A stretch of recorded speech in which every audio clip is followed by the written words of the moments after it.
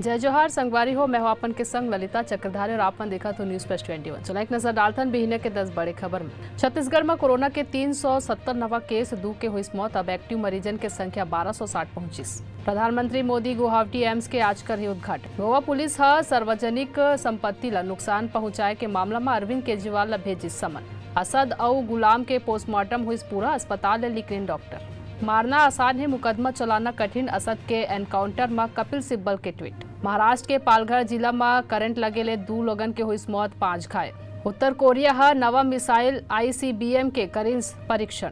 मुंबई में नाला सोपरा ले Nigeria drug peddler arrest, 32 lakh के ड्रग्स जब्त। सचिन पायलट दिल्ली में कमलनाथ के आवास पर केसरी वेणुगोपाल ले की मुलाकात। IPL में कोलकाता हैदराबाद के बीच आज खेले जाही मुकाबला। ऐसे ने तमाम बड़े जानकारी ले लगातार अपडेट रहे बर देखत रहो न्यूज प्लस 21, आप मन के हक के बारे।